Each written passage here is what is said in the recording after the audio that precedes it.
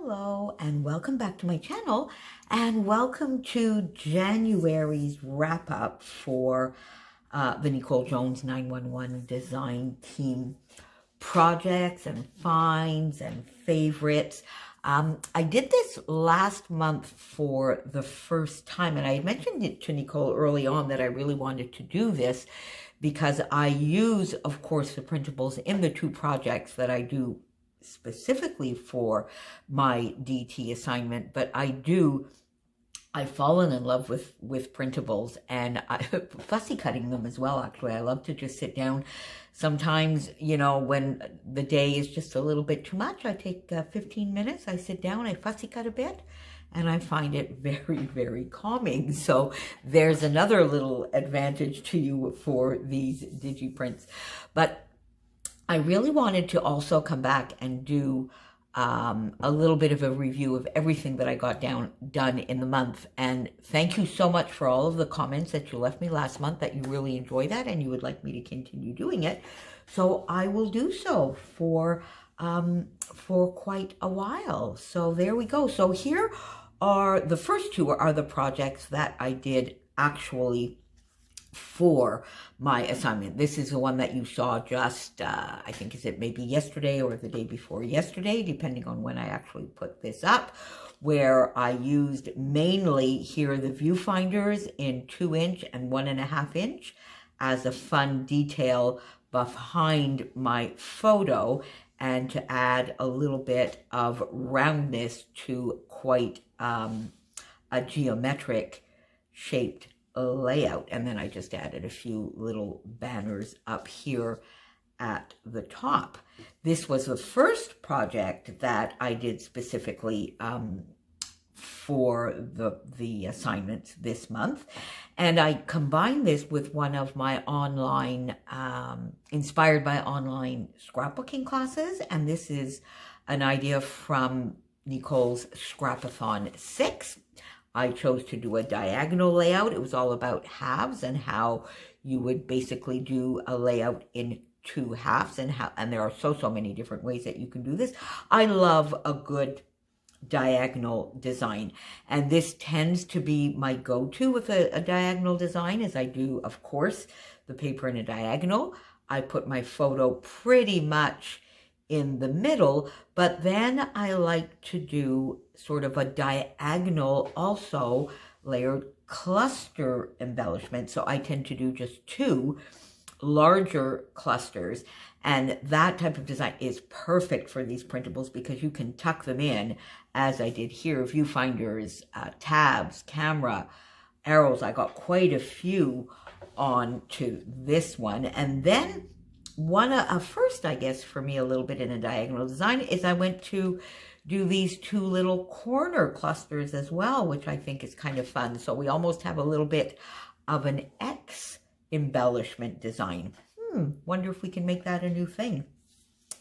And popping up a little bit on foam as well always adds a little bit of interest. So these were the 2 projects that I did specifically for my DT assignments. And then if I go back, we have this layout where, again, just tucking and then adding a little bit up on foam dots. So the viewfinders in particular, the viewfinders and the tabs for me, like, I know we can use tabs in a more traditional way, and I think I might have something here where I actually do that. We'll see. But I actually love tucking them in a little bit askew, and I love the sort of little interest that gives. And I do that. That's one of my go-to ways of using the viewfinders and the tabs together.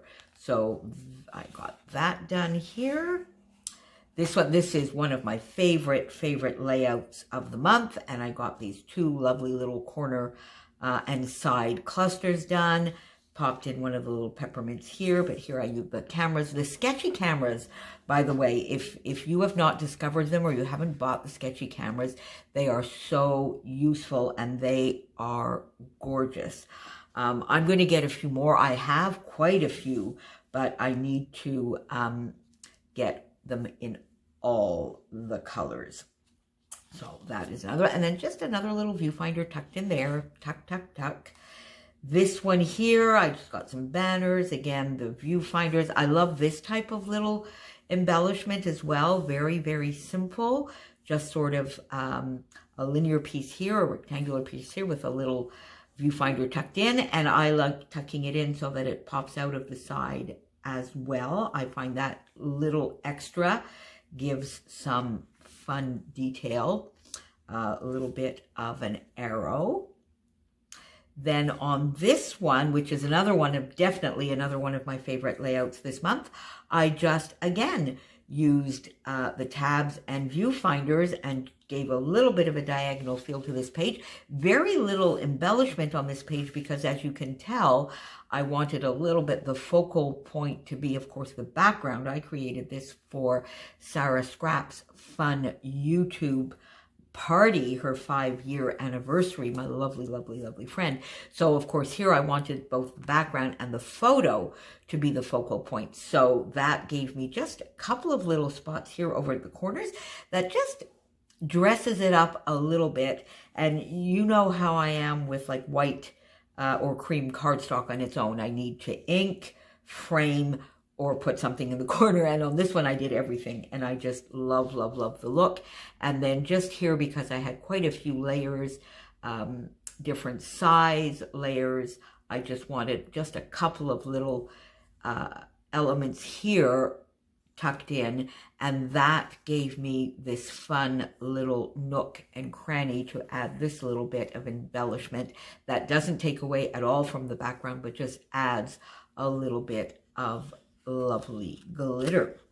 So there you go. And then one of my really fun, I'm not going to call it a discovery, but something that surprised me a little bit this month was how much I love and am enjoying the grid graph paper.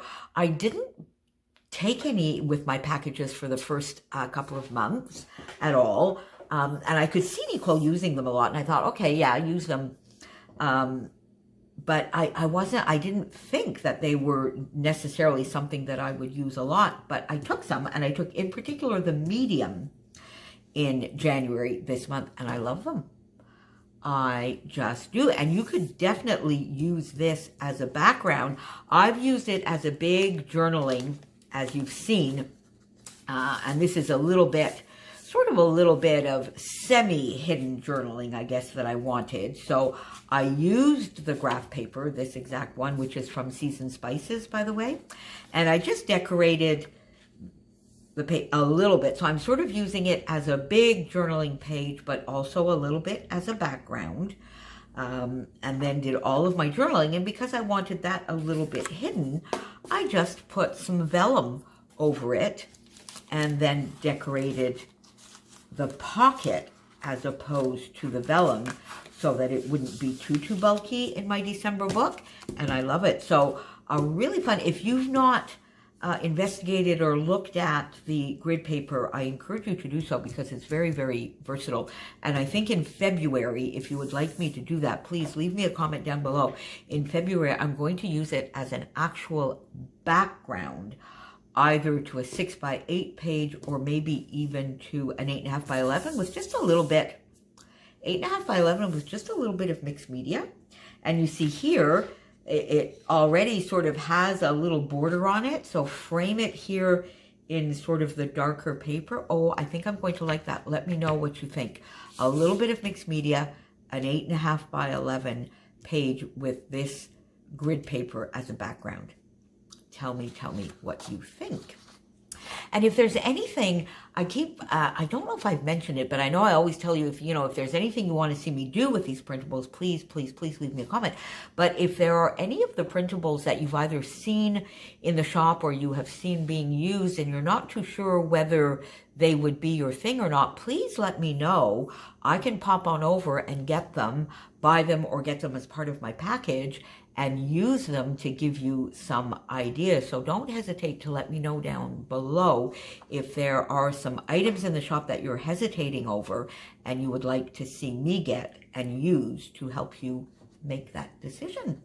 And then last but not least, now I've mentioned this before and you've seen that, you saw this actually in the video that I did for, I think, my 6x8. Yeah, I actually started the video with this, but I just thought I would pop back since we're doing a summary here. If you've missed anything that I've done this month, you can go back, because everything that I've done, all of the projects that I do have a video for the most part. I would say 99 out of 100.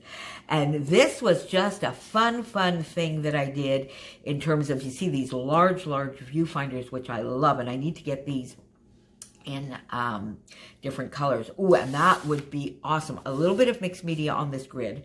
One of these large that you could use sort of instead of a doily printed on vellum, maybe. Oh, this page is taking shape. Yes, I think I would love to try that.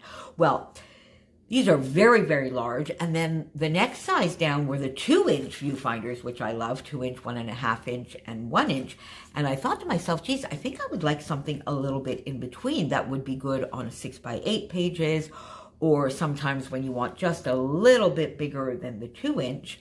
So I played around with my printer settings, and I selected, I mean, I kept, you know, my paper selection at the lovely presentation, the matte presentation paper, fill page, and all of my normal settings. But then I went into, I actually